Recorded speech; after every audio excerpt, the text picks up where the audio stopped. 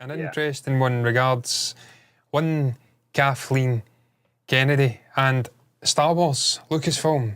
She's currently the president of Lucasfilm, the company which, if you don't know, if you've been living under a rock, is responsible for producing not just Star Wars but Indiana Jones films and a couple other things as well. Set to step down. I think it was, I don't know if it was Variety or one of the major publications, let the cat out the bag. I think they took the feet out from under her. She wasn't expecting it to be announced. There was rumours aplenty last week, and they released an article saying she was going to step down, expected to retire by the end of 2025. She's since come out and spoke on her Lucasfilm plans, says she's never going to retire from making films, and that pretty much she's going to be there as a creative influence on Star Wars for at least the next 8 years. So I just found that interesting. I've seen a lot of channels discussing it recently. Obviously, me and you have got no love loss for Kathleen. I'll go one step further. I think she's been an absolute scourge on Star Wars. She's been introducing all of these politically motivated storylines and characters and just absolute modern day bollocks into a franchise which is very deliberately set in a galaxy far, far away a long time ago. And I'm well aware I said that the wrong way around. It doesn't matter. It's that important to you, John, these days.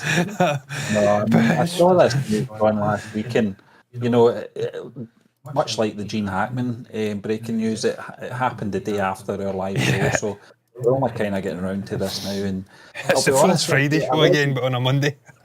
If this happened, maybe 5 years ago, I would have been a little bit,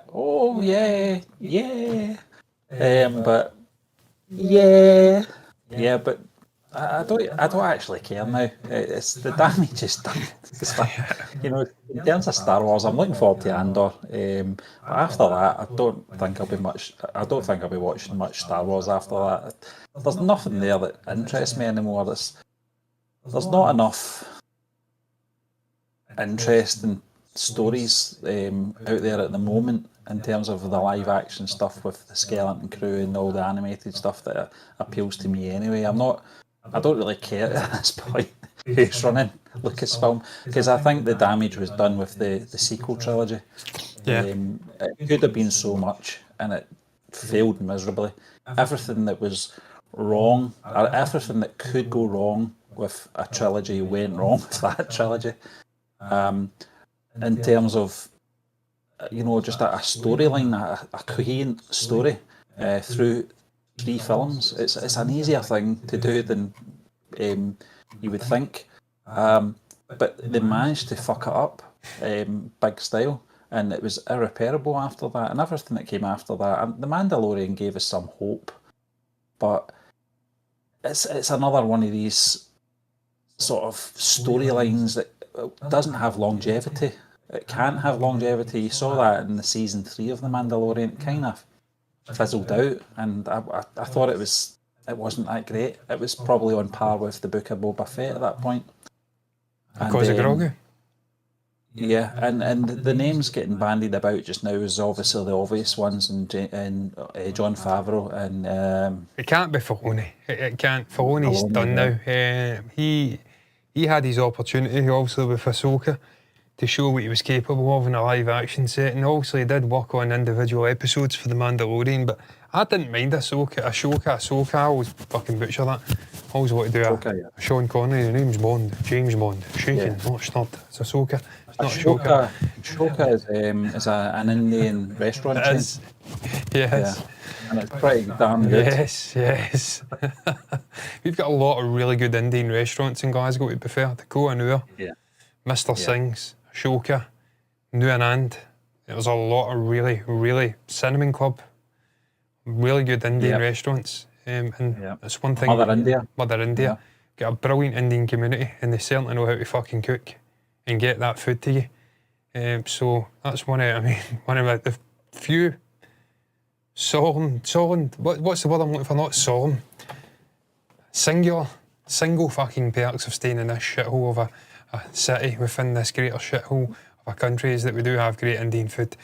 I've been watching a lot of Lad Bible recently, and Americans eating British food and comparing it to American food, and they're not having British food. They're not having the cheese and baked bean and sausage bakes from Greggs, and who can blame them?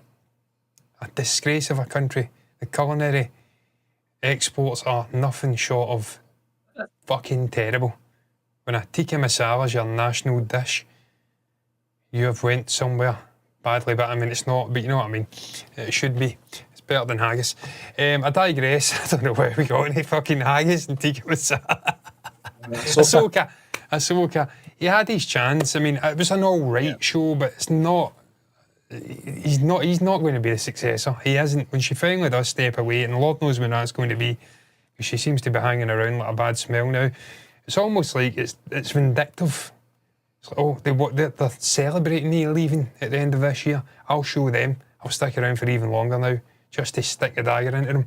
And like you said, Stephen, it's a bit like Alex Ferguson at Man United.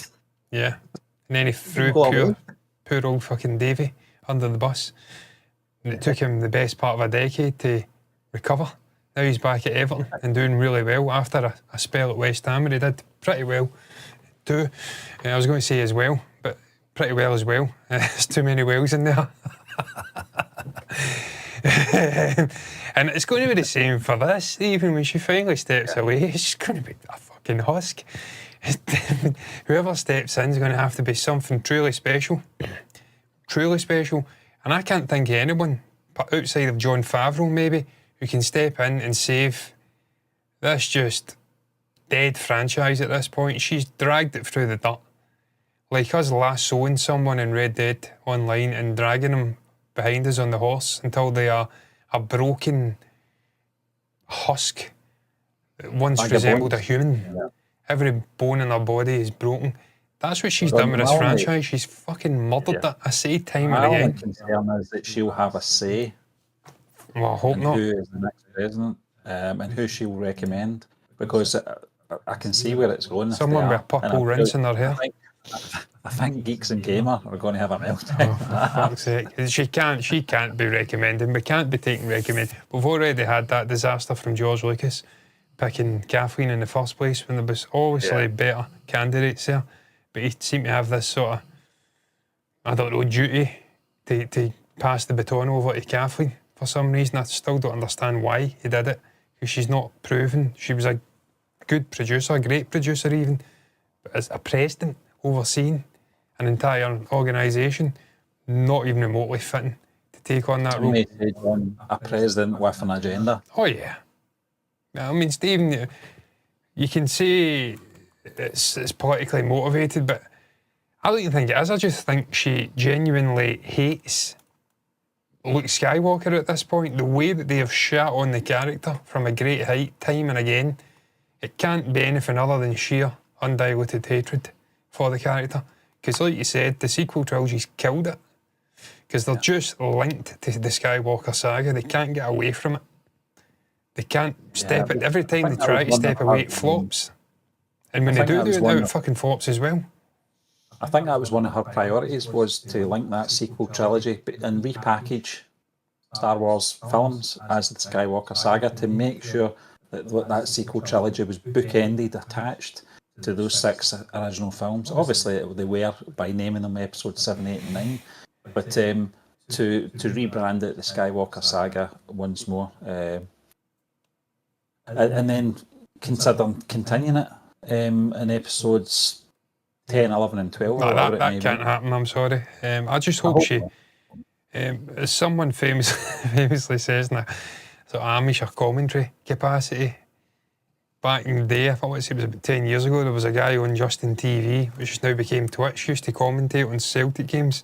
There was one famous incident with Carlos Quella. Player of the Year, now he's a DICK. He has to go, he has to get to fuck.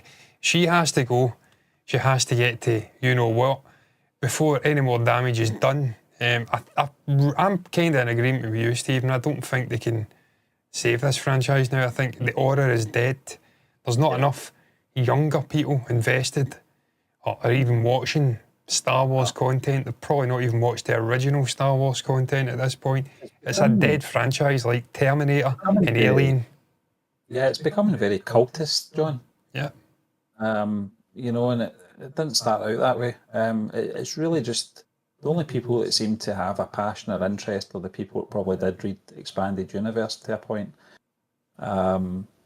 You know, and I think, just as you said, the generations that have come up now, they've got so much choice and so much variety that Star Wars isn't perhaps even in their top 5, just the way it's been handled, because there's nothing there.